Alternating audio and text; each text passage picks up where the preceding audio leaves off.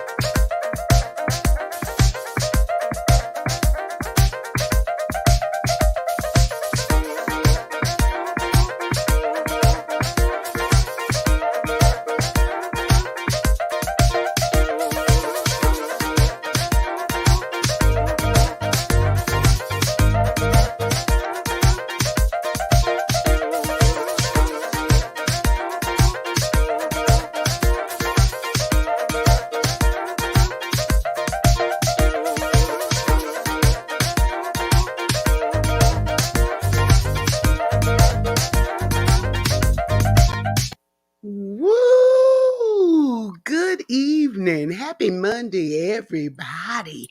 Look, it is so good to be with you. You already know connecting with you is the best part of my day. It seemed like it's been a long time. So I'm glad that you're here. I am glad that God allowed us to come together one more time. How about that? It's been a good day for me, although we had a rainy day in Midland, America for a change. You know, it doesn't rain here very much. We have little brown Midland, bless our hearts. But it was really raining this morning. I was summoned for jury duty, and so before it was even sunlight, I was out there in these Midland streets, and the water was just coming down, and a little bit of water. Somebody could spit and it will flood in Midland, okay? So the streets were all flooded, and my car that I got washed earlier is just all covered with now. Yuck. You know how it is when they flush water all up over your car. But such is life. We made it through, and now we've had a little bit of rain. So I hope your day went okay and that you are now on the positive side of it because you're here. Shout out to everybody that's joining us. I'm so excited that you're here. Gerard, I think, was the first person that I saw that signed on YouTube. Glad to see you, Gwen, over on YouTube. We're working to build that YouTube platform and audience. So I'm really excited to see you guys over there. Hey, Marilyn and Lori and Brenda and Lady Victory and Lady Victory from Dallas. Yes, I remember you. It's so glad to have all of you all. I'm excited because October is a busy month. Now, I already told y'all Hallmark Christmas begins on the 21st. Okay, don't judge me. Don't judge me. Y'all know I love Christmas. So that's coming up. So I'm excited about that. Shout out to all of the WJIL Today listeners that will be hearing Moments with Mama Sue or watching it Tuesdays, Thursdays, and Saturdays. It comes on at 3 a.m.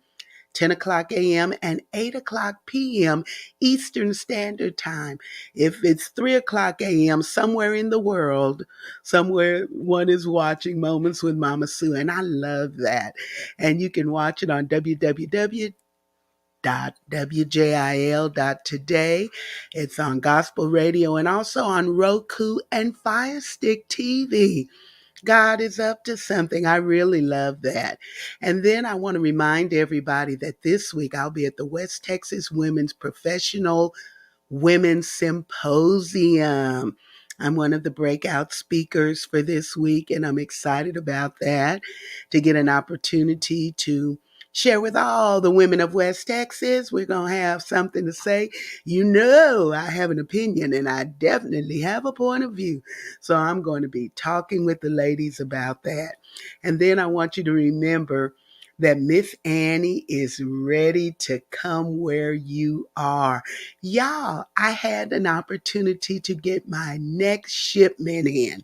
The first edition prints. Thank you all for supporting that, purchasing it.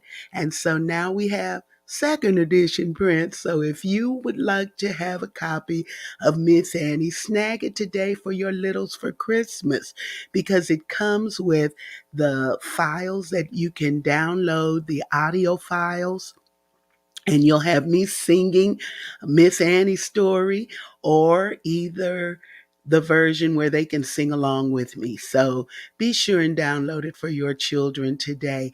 And while you're thinking of gifts and you're over there on the website, go ahead and pick up the devotional calendar. Thoughts from the Heart. That's daily thoughts and inspirational quotes from yours truly that the Lord downloaded to me. Let me tell you what the quote is for today, October 17th. Says, wrong always comes easy. You may have to put some effort into doing right. And the scripture that I quoted is Psalms 34:14. If you'd love to have that, it never goes out of style. Let me tell you, you can just keep flipping because there's no year, but it has a quote and an inspiration for every day of the year. And I'd love for you to have it. While we're talking about doing new things and exciting things, I'll be at the Southeast Senior Center tomorrow. Everybody in West Texas, if you have nothing that is on your agenda pressing to do tomorrow around 10 o'clock, join us. We'll be singing, having a great time singing hymns and inspirational music, traditional songs, and y'all will get to hear me play the piano. I be really curling for the seniors. Yes, I do. And we have a great time. It's wonderful. And even if you can't join us in person, you can tune in on my Facebook page at Mama Sue Roseberry. And I'm on there going live, usually around 10:30-ish. So you can tune in and join us that way too. We'd love to have you. The last thing I'd like to tell you about is that we're straight out of that clubhouse. Yes, indeed. For the last several weeks, I have been holding down the Let Me Hear Your Song space on Clubhouse, which is at 9:30 p.m. Eastern Standard Time. So you can come on for Moments with Mama Sue, the Clubhouse edition. And I can promise you it's something old, something new, something borrowed, and something Sue. You don't want to miss it. I'm always trying to plan something fun and innovative, and I'd love for you to be on there. We have great discussion, great conversation, great interviews. So you want to tune in and check it out on Clubhouse, the Headphones Club, October 20th at 9:30 p.m. Eastern Standard Time. Now, folks, ladies and gentlemen, without further ado, after this, I'm going to be bringing to you our very special guest. So stay tuned. Advertise with us and let Mama Sue's family know what you've got going on. Email us at msroscbe2 at gmail.com. Oh, yeah. Oh, yeah. And listen, tonight I am so excited. I am because I get to talk to Neily. Now that's already a unique name. I don't know anyone else named that, but it seems to fit her just perfectly. She's such an innovative, creative, and inspiring woman. And she is a producer. She is an entrepreneur. She's had her own record label. She's an industry aficionado for gospel music because she's done so many things and interacted with so many people. And so I'm not going to even go on and on with that. I'm going to bring her to the screen so you can get an opportunity to meet the one, the only Neily Dickerson. How are you doing today? I am doing fine. See how she came on in with a little song. Y'all ain't heard her singing. I try to let the saints know that there's gifting here. No one wants to go with it. So when I know somebody like you who can appreciate all of me, I just come on in with a little tune up. Yeah, she came on in with a little tune up. Well, Neely, how in the world are you? I am fine in this world. I'm doing great. I am taking everything one day at a time. I am recovering from pandemic because, you got to still figure out how you're going to maneuver now that we're back. And maneuvering is a little different. I think we will never not wear masks.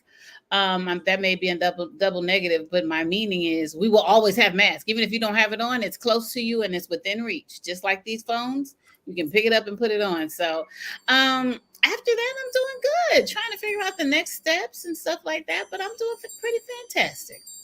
Well, you got to tell everybody in Mama Sue's family. Y'all show Neely lots of love, but y'all got to tell the people a little about your background. You can start pre industry exec. Start back to where you grew up in Memphis, Tennessee.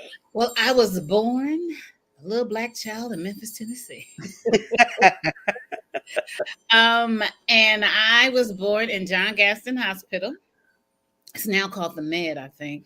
And I literally was only born in Memphis. But if I say that I'm not from Memphis, cousins will go off. They will be like, "You from Memphis? You from Memphis? When you coming home?"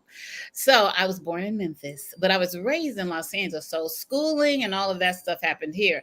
Now summers were on fire in Memphis because until I got about 12, I spent every summer in Memphis with my great grandmother and my great grandmother and my father and his family and my cousins and stuff. So, but summers were in Memphis, but most of my life going to school and stuff was here in the great city of shaky Los Angeles, California. And that's where my youth started, and me being a baby and all that stuff was here in Los Angeles. Well, see, so she has this cross cultural influence from the South, Memphis, and then from LA, that LA vibe. Hmm. So she got it on. She's tough, y'all. She tough. She tough. So how in the world did you get into the music realm? Well, my mother wanted to be a background singer. And my mom actually, if you ever hear the song Cruising by Smokey Robinson, my mother is singing the soprano on that song. And so she went from wanting to be a singer to like working in the industry. And I would always be around her and different family members who were in the music industry. And we would be in the studio, me and my cousin. My cousin is Jazzy Faye, who's a producer. And we would be like, "Can we go home? We ready to go home." And so as I grew up and I was in high school, at first I was going to go to college. And then I said, "I don't want to go to college." She said, "Well, you can't live in this house and I go to college and I have a job." So she called one of her best friends who worked at A&M Records, who was a head of human resources, and said, "My daughter needs a job because she's lost her mind. She doesn't want to go to college." So she said, "Well, I can get her a job at A&M Records." So that was my first job in the music industry. I worked in accounts payable at A&M Records.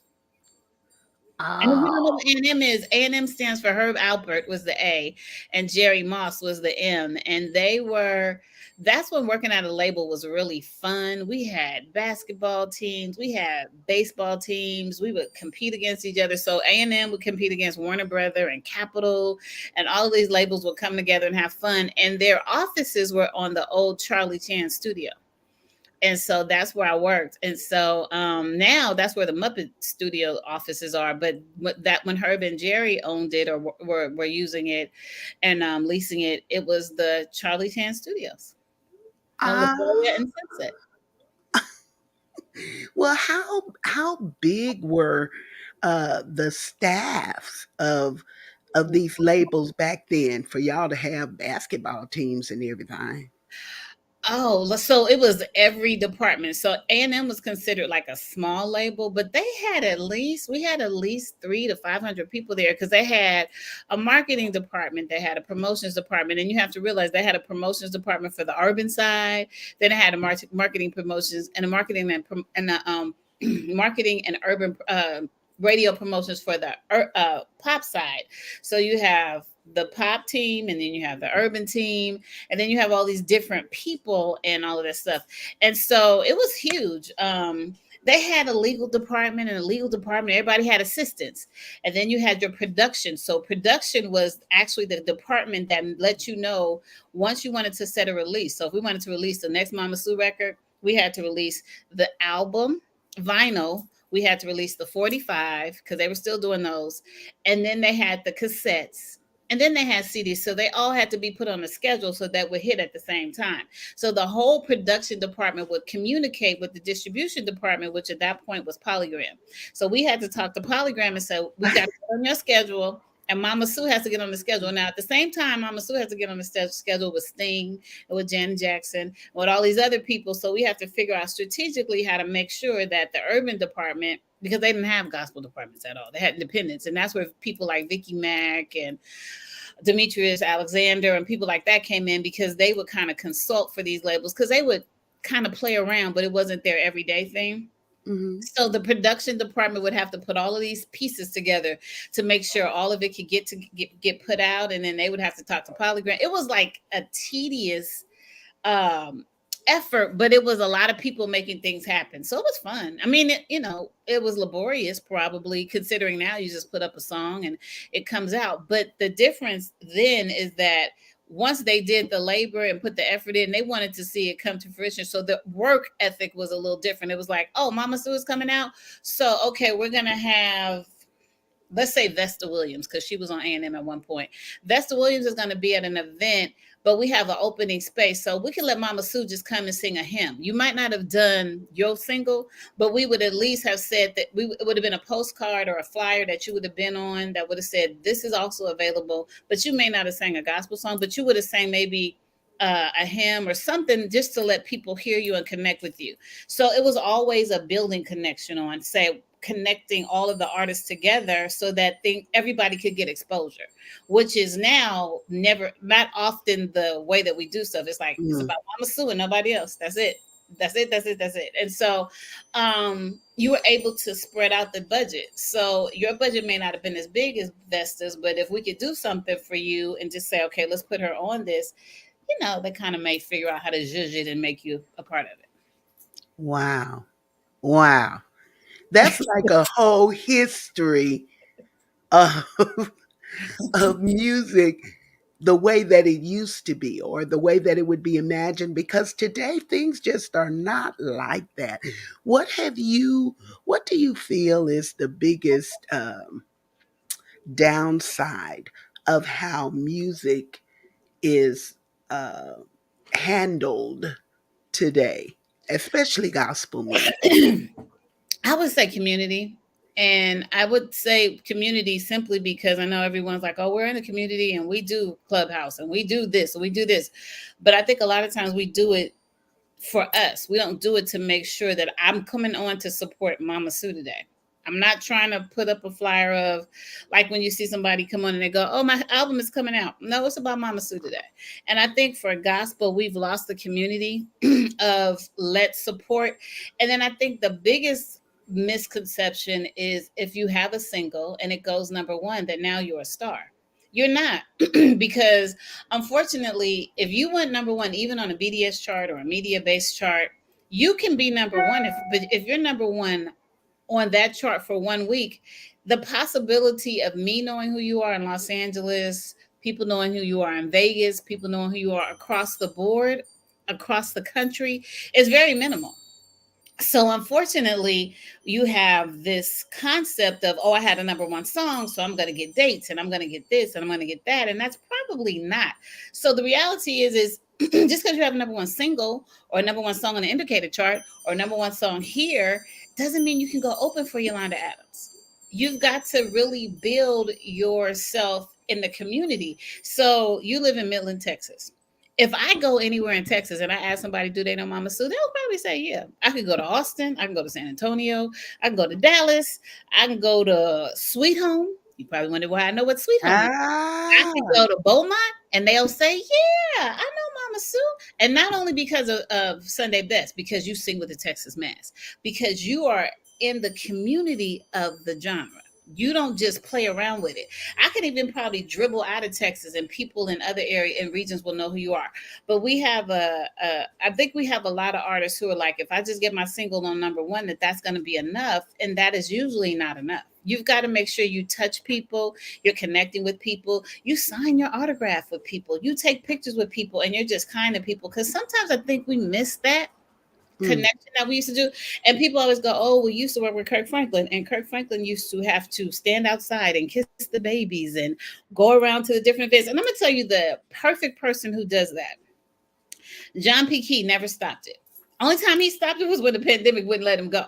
But when John P. Key comes to your city, he sits up, he does his show, he connects with the audience, he connects with the pastor, he has a story to tell, and afterwards him and his singers and everybody on his team go to that front area. Little Rufus, the puppet dog thing, everybody goes and they kiss babies, sign autographs until they sign out and they get ready to hit the road and go to the next city. And I think those kind of simple things that people think are simple and people take for granted, oh, we don't need to do that, we don't need to do that, they take for granted that they have a built-in audience, and your audience isn't built in. You have to engage your audience, you have to pursue your audience, you need to be friendly to your audience. And I think that we've lost that because of these and because of downloads and because of streaming, and I appreciate all of it. And I'm not trying to say, oh, we don't need it, we definitely do. I just think there's a way, and a great way, to pull it all together so that when you're out on the road and people go, like if I see someone on the chart and I go, who is that? And I like to think that I'm really connected to the industry, but Mhm. sometimes I just don't know. And I think it's because we've missed that connection of really trying to get to know people across the board and nationally. But first, become famous in your region. At your high, at your home place. Let the folk know who you are. If I go to a state and you tell me you want to be an artist, and everybody in the churchy areas, like I said, if I go to Texas, I can pretty much ask anybody who you are. If I go to Memphis, Tennessee, if I go anywhere in Tennessee and I say, you know who Daryl Pettis is, no one is going to tell me no. That's in our world. No one's going to say, I don't know who Daryl Pettis is. They know who Daryl Pettis is. I can go to Mississippi and the surrounding areas, Arkansas. They know who Daryl Pettis is. Why did I pull Daryl Pettis out? Because it's a good example. Mhm. Yeah, that's interesting that you would say that because I recall this was before Sunday Best. This was before Sunday Best. I remember seeing American Idol. And of Mm-hmm. course, when Ruben Stoddard won, Mm-hmm. and everybody was, Ruben, Ruben, Ruben. And I remember he did an interview with Rolling Stone magazine. And Mm-hmm. in the magazine, they were talking to him and asking him who were some of his influences or some of the people that he aspired to emulate his career after or whatever. And he mentioned several people, and among them was Fred Hammond. Mm-hmm. Well, the interviewer said, Fred who? Ah! And for many of us, we were just acting like shocked. You don't know who Fred Hammond is. But really, when you think about it, the world is not saturated with some of these entities. Some people, now you reach a Michael Jackson status or Mm, some of these entertainers like that, but for gospel, which may be everything to us, it right. ain't everything. It is For nothing everybody. to so many people. To so many people. And I think that's a good example because the reality is that man has heard Fred Hammond if he had listened to Boys to Men.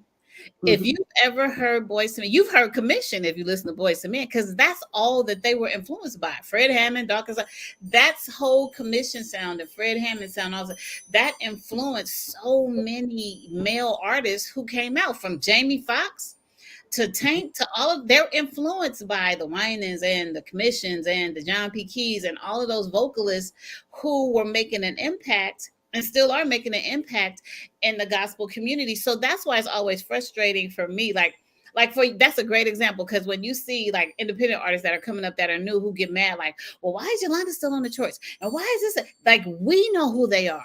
But on the big mhm. scheme of things, people don't always know who we're talking about. It's our world. It is our world that we live in, just like in hip hop. I don't know everybody in hip hop. I know the ones who surface to the top. And if you surface to the top, cool. But when I watch the hip hop awards, I'm like, I have no idea because I'm a woman of a certain age now.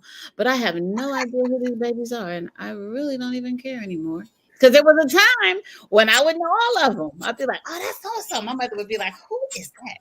And so but in gospel, we have to figure out how to, and we have to understand that we haven't penetrated the whole world on a big. I know I have met people who still don't know who Kirk Franklin is. Case, And, that's and, true. and so, like, to say that, and for us to like people, oh, he's the goat, he's the goat. There are people on this planet who don't know who Kirk Franklin is. So that means Kirk Franklin still got some work to do and some babies to kiss and some promotional events to do and some dates to go do. Because other than that, even if he's on stage with a lot of people, they'd be like, who's the little guy jumping around? Who's the little dude over there? I don't know who that is. Like, Well, that's true. And then the other piece of that is as long as you realize that, that may help us, some of us, to kind of get over ourselves a little bit because people, I don't know of any other industry.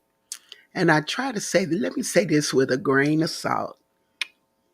I don't know of any other industry where the artists are quite so impressed with themselves. that's a great way to say that. But and you know why I used to say that, especially when Melanie Few started doing the Super Bowl gospel celebration, and you would go among these NFL players who literally, like the least paid NFL player, is still making about $750,000 a year, Hmm. more than many gospel artists will see in their lifetime. These people are walking around, hi, hi. Once they hit the street, they're speaking and taking pictures with everybody. Nobody's too small. I remember one time we were in New Orleans and I met Joe Montana, who used to be the Super Bowl for the 49ers, and Dan Marino. And they were both like, hey, how you doing? And they took pictures on my little camera that you literally had, the little camera in the box. Uh-huh. Like, they were so nice. Like, these are men who are making $20 million a year For throwing a ball. for throwing a ball. And you think that you're amazingly famous for singing about Jesus. Nope. And even if Jesus told you that you were going to be famous, just like he called David to be the king at 12 or 14, it didn't happen until he was 40, 30 or 40. So he has some years to grow into the kingdom and Right. the king's seat. So, and even when he got there, he messed up some stuff, Bathsheba. So you have to keep going with some stuff. And so, but didn't he mess around with Bathsheba? Well, yes, he did. Yeah, no, yeah, and he killed her husband. He did all kind of stuff, but in the process, he had to learn how to be king. So I think the process, a challenge too, is we have a lot of artists who watch Unsung and all of these shows, and they see people in my team, and I had this, and I had this, and I had this, and I had this. Most people don't need teams yet. When you first start, you don't need a team. You need a makeup artist. You need maybe somebody to help you pull some clothes together, but you don't need a steady team to go with you. You don't need an assistant to go with you. Oh, because when people call you to book a date, if you organize enough, you can make it happen. Now, if you decide that you want somebody, just remember you got to pay them for their assistance to you. And the levels of assistance and how they should get paid have to be taken into consideration. So I think a lot of times we have allowed ourselves to see stuff that looks good and feels good to us, and oh, I want that, I want that. And so we're overthinking potentially where we should be, and we have to grow into it. Now, that part right there. That part right there. Listen, we are talking, if you just tuned in, we're talking with the incomparable Neily Dickerson. She is an industry aficionado, but we're going to be talking, and she kind of led us into the next segue, which is talking about evolving as artists or keeping this thing going. So you all stay tuned, and when we come back, we're going to talk with Neely about how one should consider evolving.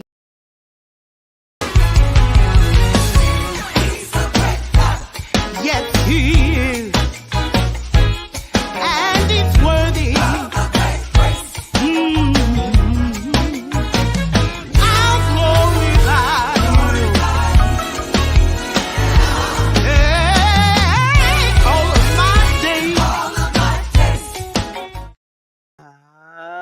Yes, he's a great God.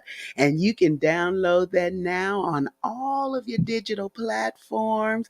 And of course, the video is out there on YouTube. So I want you to have it, download it, stream it, get it. So you can help me proclaim to the world that he's a great God. I'm talking with my girl, Neily Dickerson. And those of you that may not know her as well as I, Neely was a producer for this phenomenon that came along several years ago called Sunday Best. So, Neely, talk to us a little about what that whole experience was about and what that has meant to the world of gospel music. I think Sunday Best was necessary in the world of gospel music. There's a young lady who recently posted that she thinks Sunday Best ruined the authenticity of true gospel. And like gospel music, she can't find the kind of gospel music she's looking for, and she blamed it all on Sunday Best. And I want to see if she ever auditioned, and maybe that's why she's mad. But anyway, I think Mhm. Sunday Best was necessary in the gospel industry because a lot of times you have all these independent artists, soloists, and we definitely focus on soloists, but you have all these artists who want to be seen and want to be heard, and you get this platform for 20 of them to be on a show for how many, like 9 seasons. So that means we had, what is that, 180? If I do my math right, is that not right? Is that right? No. Well, yeah, 9 times 20 is 180. But I mean, then you get to the top 10 and you get 90.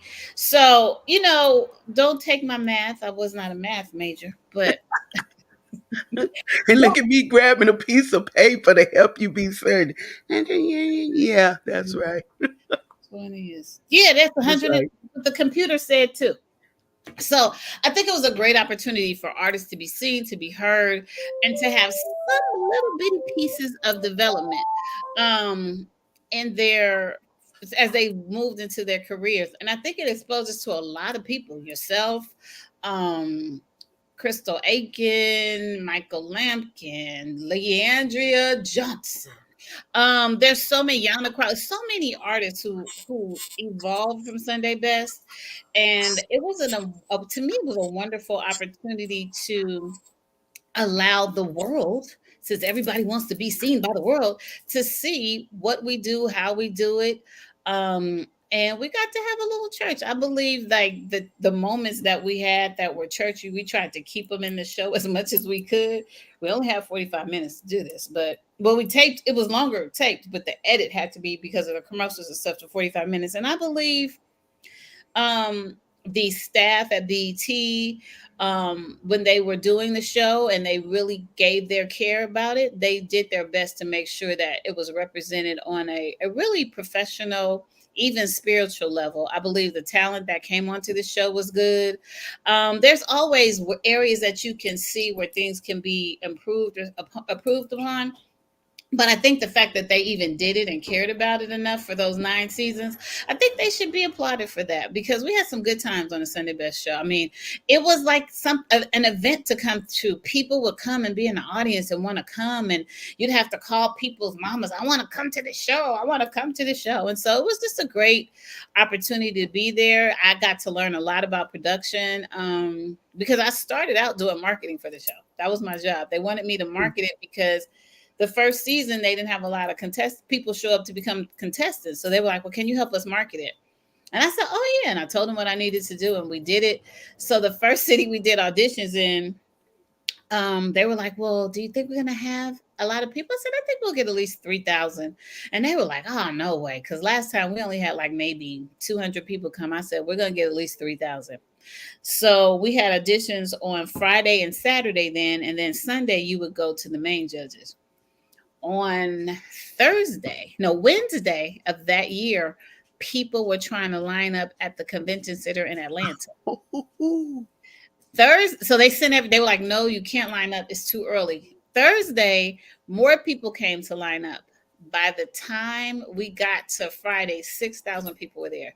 We had so many people that year, they had to take audition rooms upstairs and makeshift rooms and sections where we would just put people and go, okay, come over here, come over here. We need you to judge these people and see they're going to get to the top. It was so crazy. And then from there, we went to Detroit, went to a lot of different cities. So I put together the audition process for Sunday Best, because my simple question in the meeting was, who's going to judge the singers? And they were like, well, some of the executives. I was like, no disrespect, but y'all don't know what we looking for. And they were like, so what do you propose? And I said, well, if you'll let me do it, there's artists, there's radio personalities, and there's minister of music in each city. So if you let me put together rooms with those people and they come in and judge, then we'll do it. And they were like, will they do it? I said, if I ask them to, they'll do it. And so depending on what city you were in, you might have Byron Cage in your room with in Atlanta, we had one year, we had Latrice Pace, LaShawn Mitchell, and Katie Bowe. And another room we had Byron Cage, Larry Tinsley, and Rodney Evans. Now you have to live in Atlanta to know who some of these people are. Some of you may know who these people, but these are like radio personalities, artists. We would have like so many cool people. Like people walk in the room and go, oh my gosh. So depending on what city we were in, we would have some good people in your room. I know. And I even had an opportunity to share as a judge for prelims at one time in Dallas area. And it was so much fun. It Yeah, really it was fun. was.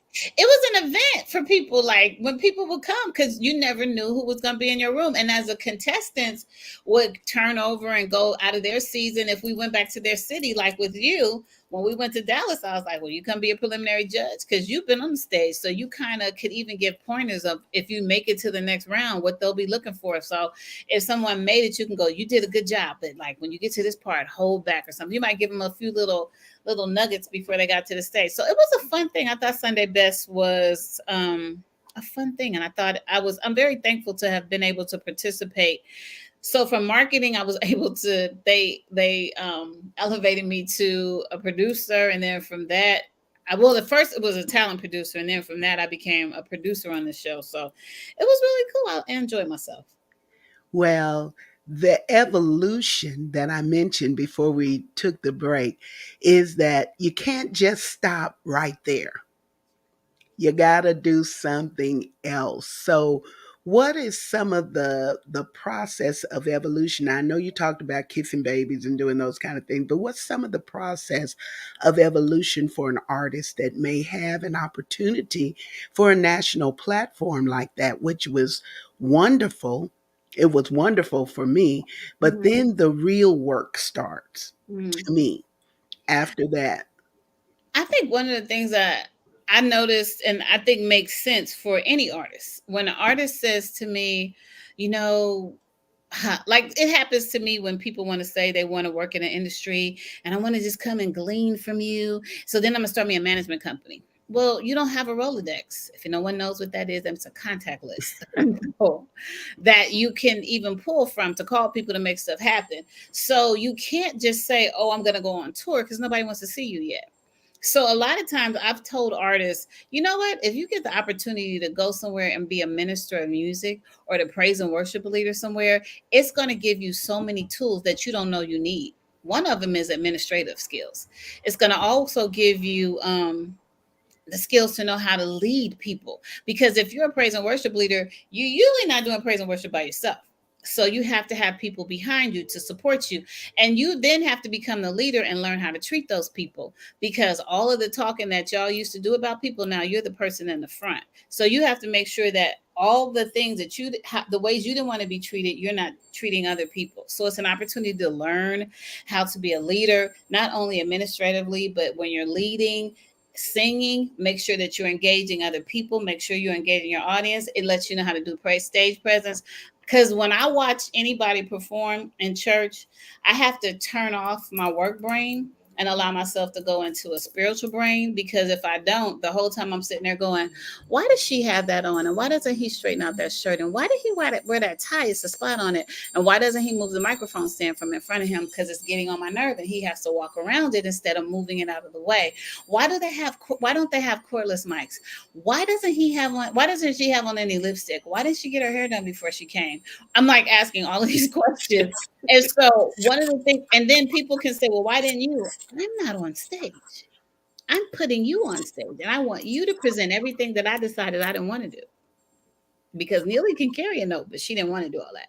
So if you're asking me to help you do it, it's because I'm trying to, me and anybody else that you're working with is trying to help you execute all of those things to the end, because it comes with making sure that you take your suits to the cleaners, and that, like Steve Harvey said, you have a black, a gray, a brown, and a black, gray, brown, and a blue suit, and then you get shirts so you can interchange, and now you have several suits to interchange with, so that you can look and represent yourself and this God that you say you're singing about in a certain way. Because everybody wants to talk about, oh, God is looking for the saints and I'm looking for the worshipers and I want you to do this. Well, God is looking for you as a singer to stand up and look a certain way for him and to represent him when you're in front of people and you're in front of the audience. He wants you to not just look for worshipers to stand up and praise you.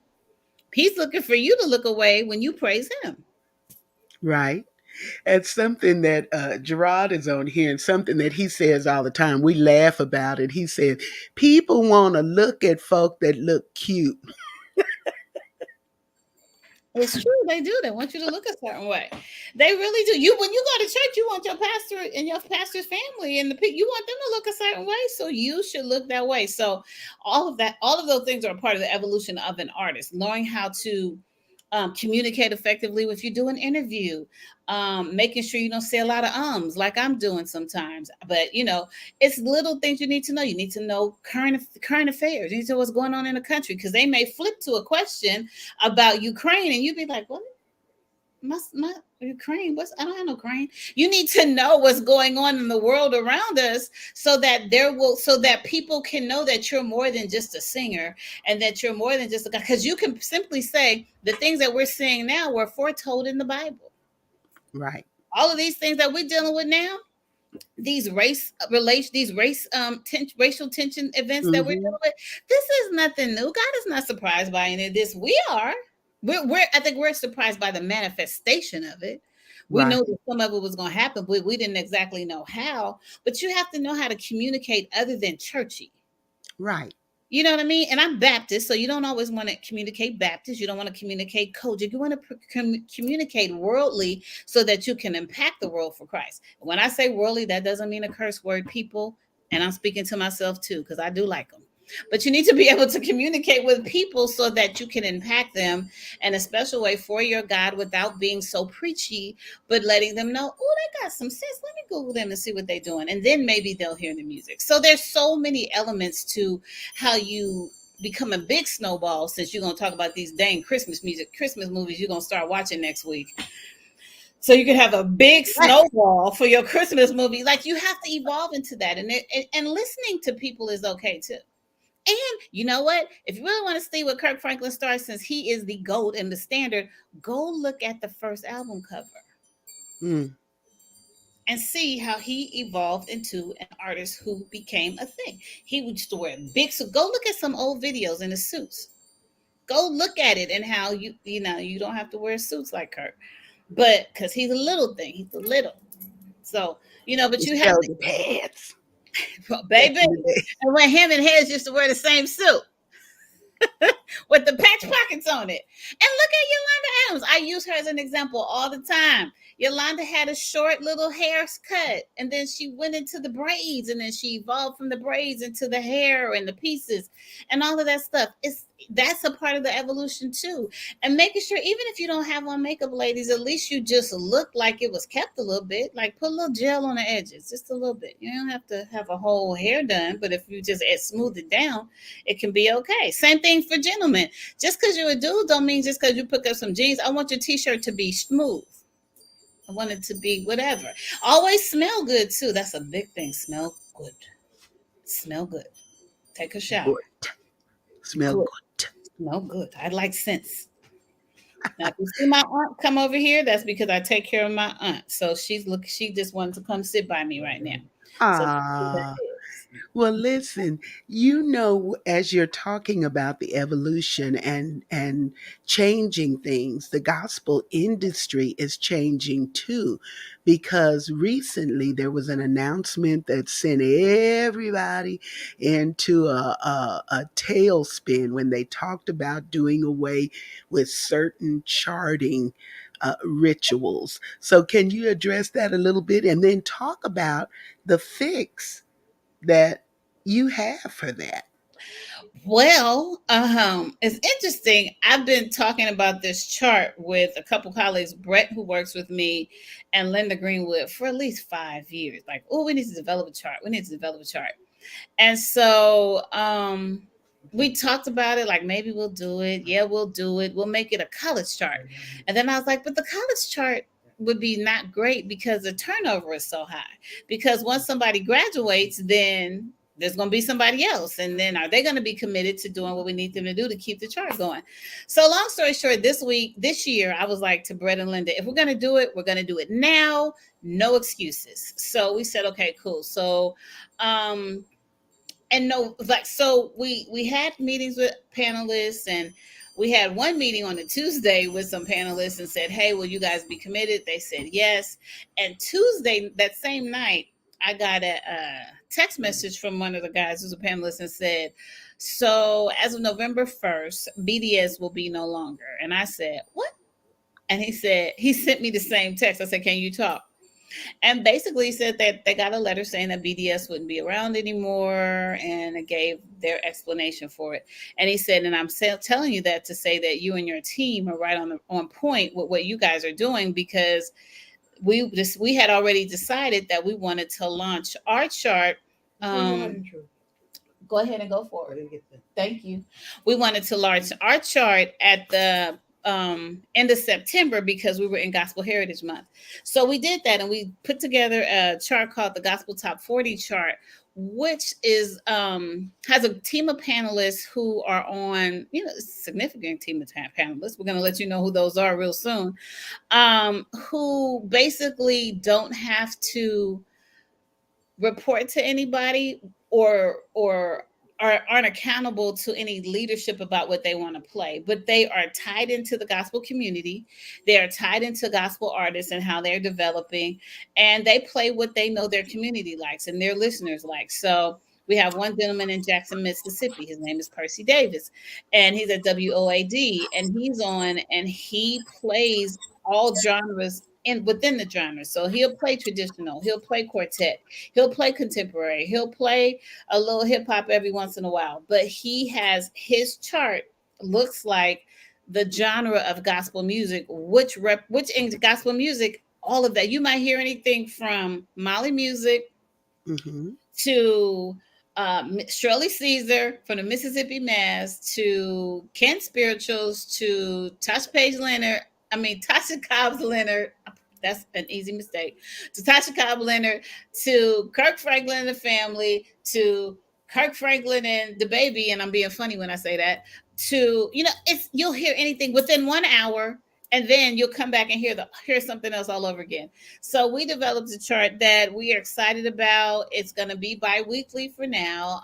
The first one came out October 7th. The next one will be out the 14th, which is, I mean, this weekend, which is the 21st. I think it's Friday is the 21st. And so it's going to be bi-weekly now. We're really excited about it. We got a really good response initially. And we're like you said, we're evolving into it. We don't want it to be something where we just throw it out there and everybody's like, oh, we're taking our time. So we're really excited about it. It's a group, four of us that put this together. We're excited about it. I'm excited to see what MediaBase is going to do with their chart. And we just give you another option of how you can be seen and celebrating your music and your singles. Well, that is really exciting. When I heard about it, I thought, wow, that's really cool. And I started sending it around on my story, the Gospel Top 40. This is for Friday, October the 7th. Mm-hmm. 2022. And Mm-hmm. it's just, it's going through. And if you look at that list, you'll see a wide variety of music types because all of this is under the gospel umbrella, but there's so many different styles of music, and I love that, so that we don't get spoon fed like we do from some radio stations of what they believe gospel to be, because it's very diverse. Absolutely, and I think that that's fair, and I think it's exciting. Now I'm looking at my aunt because she's going over to the sink, so I may need to step away for 1 second. But she turned around, so I think we're gonna be okay. We're gonna be okay because she's coming out the kitchen. Um, but when it comes to gospel music, I think celebrating all of the sounds of who we are is important, and I think giving everybody an opportunity to be celebrated is important. So we're excited about it.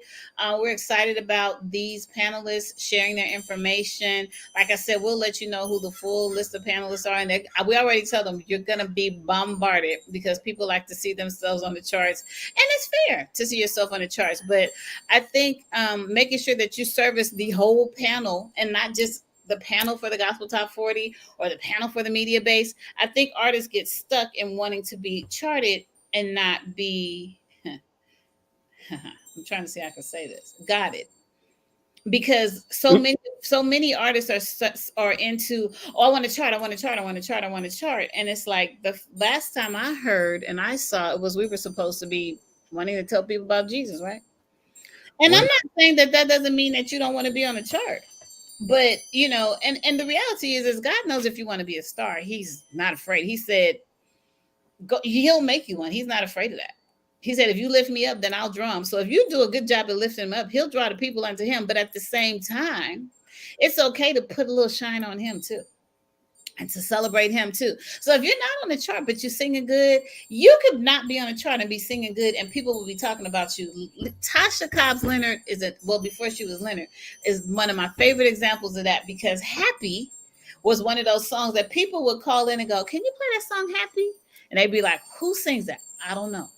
And radio stations had to research who she was, and that song became just out of it, just went crazy mhm. in the country, and she grew into Tasha Cobbs, and people were singing that song. She was doing gigs, she was going around the country in her area of the country until it just spilled over and it became a phenomenon. She was one of those people that I'd be like, just watch what she's doing, because she's doing a great job at it. She wasn't caring about no charts. She just was having fun, and I think what's missing is fun.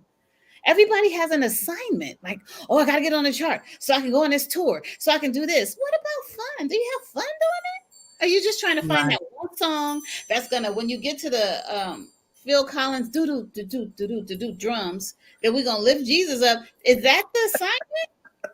So then we can go, oh my God, I'm looking for the worst verse. Like, what? Do you have fun? Do you even like the song that you're singing? Because at gospel radio for a long time, it was just one long song. All the songs sounded alike. Just like at urban radio, all the girls sound alike. That They do. part. They all sound Janae Aiko. I'm gonna say urban. All them girls. What's that girl's name that sing that song with Babyface? Ella May. They all sounded like it's one long voice. I'm like, can y'all? And I'm talking urban. I'm not even gonna mess with the gospel people. I'm messing with the urban singers. They have one long voice. The only person that's a little different is her, but she can fit in there too sometimes. She's just got a different creative happening for me. But it's one long voice. I'm like, can y'all just do something? Like, I'm just gonna say in the 90s, in the 80s, it wasn't like that. Right. You don't say somebody else sounded like Aretha Franklin. You don't say that. Dionne Warwick, Mm-mm. you nobody else sounded like Whitney Houston. Mariah You're right. Carey, they ain't sounded like, they just were both great, but they didn't sound alike. No. So And even the style of their music was not the same. it wasn't. It wasn't. It was not the same. But we have everybody like, oh, what's the sign? What I need to do to have a hit? Okay, I got it. I just need to say, repeat this one sentence over again, and then put the drums on, and then have everybody come in. That's it. And then we just, yeah, it's like, I'm not afraid of worship music. We've been doing it. I do worship you. Jumpy Key, we've been doing it a long time. But not John P. Key's worship didn't sound like Richard Smallwood's. No, Kirk no. Carter's didn't sound like Donald Lawrence's. But we've been doing worship music this whole time. Praise God. Yeah. So I think the creativity and allowing yourself to just have fun with what God gave you. And guess what? If it doesn't hit the charts, but somebody's being ministered to and blessed, is that enough? And if it's not, then you keep fighting to get on that chart here. And I'm not mad at either one of them. I'm just not. But I mean, I want people to like, and you can tell when somebody's having fun with what they do, or if it's an assignment. Like when people get frustrated because the mics ain't right, or I can't hear myself in the monitors. If you want to make me mad, complain about the monitors.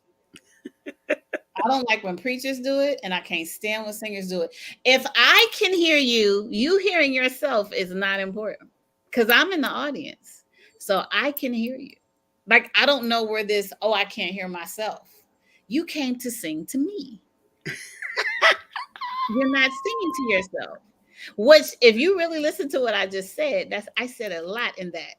You're That's coming true. to sing to the audience. You didn't come to sing to yourself. But if the whole time you're on the stage and you keep saying, I can't hear myself in the monitors, what is that? And I'm gonna let y'all say that. Uh,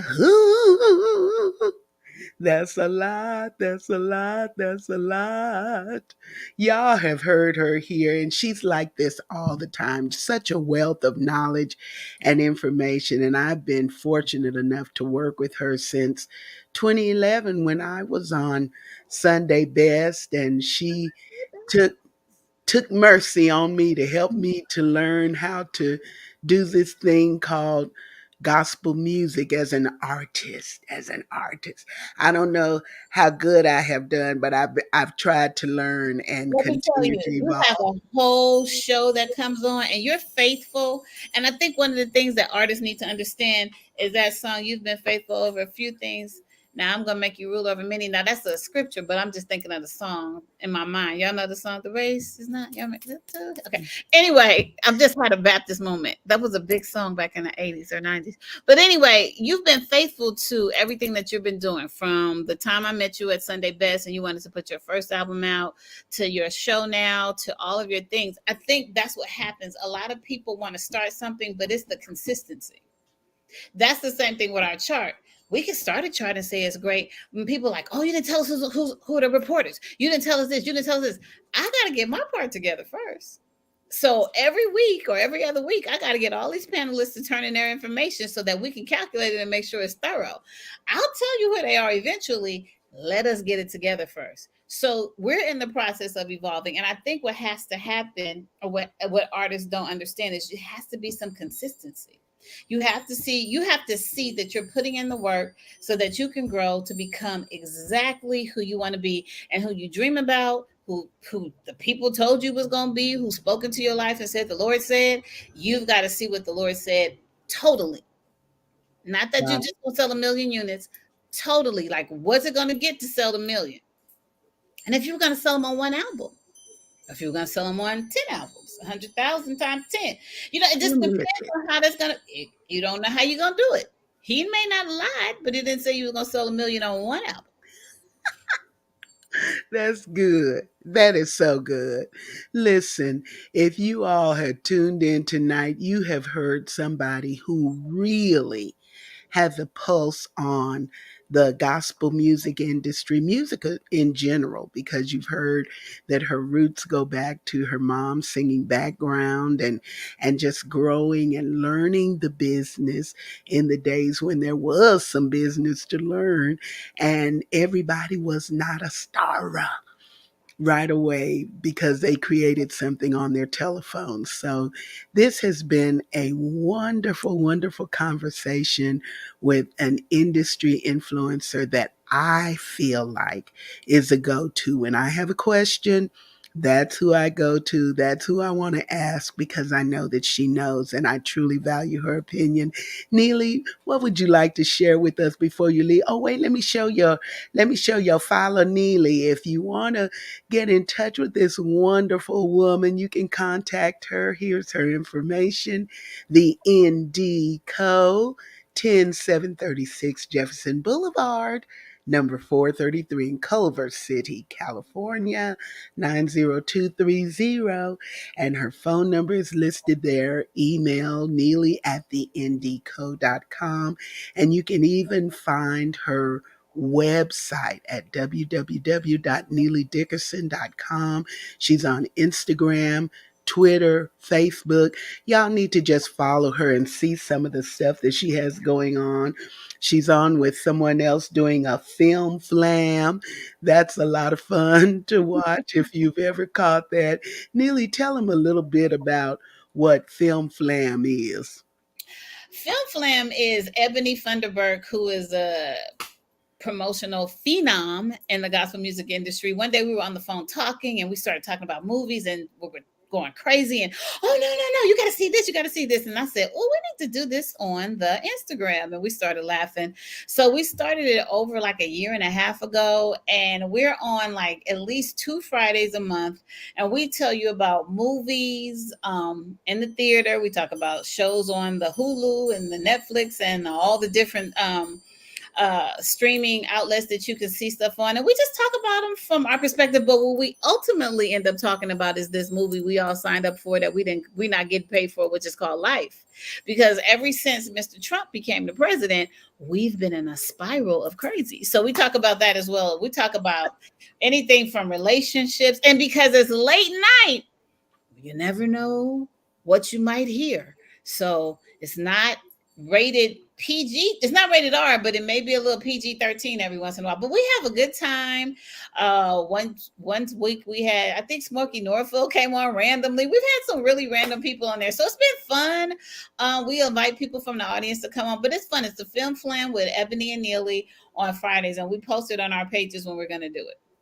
So they're back. I saw a notice about them saying they were back. So I'll be popping in to see because it's just fun to listen in. And for all of you that have tuned in with us today, I'm glad that you're here. Neely, is there anything you want to share with Mama Sue's family before we get ready to cut this off? Well, thank you so much, Mama Sue. I love you so much, and I thank you for allowing me to be a part of your show and sharing with your audience some of the things that the Lord has allowed me to learn and to experience in the industry. And hopefully, you got a little nugget out of something that I said. And if you didn't, I totally get that too. I'm not trying to beat anyone up.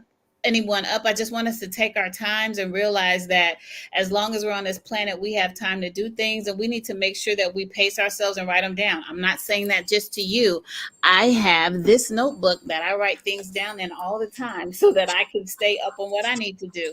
So I think one of the things I really would admonish you to do is to just stay focused on what God has called you to do, write the vision, make it plain, and anticipate it happening in due time, not you time. Oh, now that'll preach. Somebody'll take that. And you, not in you time, in due time. Mm-hmm. That's it. That was good. Neely, hang out with me so I can debrief when this is over. But we're getting ready to go out. But thank you so much for being here. She has really shared with us some wonderful things on tonight that I am so excited that you all got to hear as part of Mama Sue's family, because I only want to bring you the very, very best. So I encourage you all to hang out with me. Join me over in the clubhouse streets on Thursday night at 9:30. I think it's going to be a game night over there, and you may want to be there to see if you can participate. If you like what you're hearing and seeing on Moments with Mama Sue, be sure to like it and share it. And you can even support what I'm doing via Cash App at $Sue Roseberry. And if that's not your thing, you prefer Venmo, well, we can do that too. Venmo at Sue-Roseberry-1.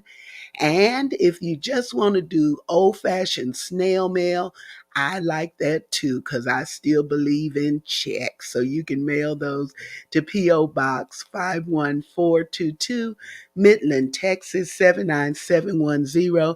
And I will be glad. And more than anything, I appreciate you loving me and sharing your time with me. And so I will say until the next time that we're here for Moments with Mama Sue, you know I love you, and connecting with you is really the best part of my day. See ya. Woo! Now that's what I call a great show. Woo! We out of here. Moments with Mama Sue. Moments with Mama Sue. Moments. Ah, now we can do it a little better than that. Moments with Mama Sue. Moments with Mama Sue. Moments. Oh. Well, all right, come on with it. Moments with Mama Sue. Moments with Mama Sue. Moments. Yeah. Oh. Moments with Mama Sue. Moments with Mama Sue. Moments. Oh, wait. Moments with Mama Sue. Moments with Mama Sue. Moments. Oh, Lord. Moments with Mama Sue. Moments with Mama Sue. Never know what to expect. Hey! Moments with Mama Sue. Moments. Ow! Moments with Mama Sue. Ow! Moments with Mama Sue. Moments. Yeah. Moments with Mama Sue. Can't you? Moments with Mama Sue. Moments. Oh. Well, now we might be done a little bit too much.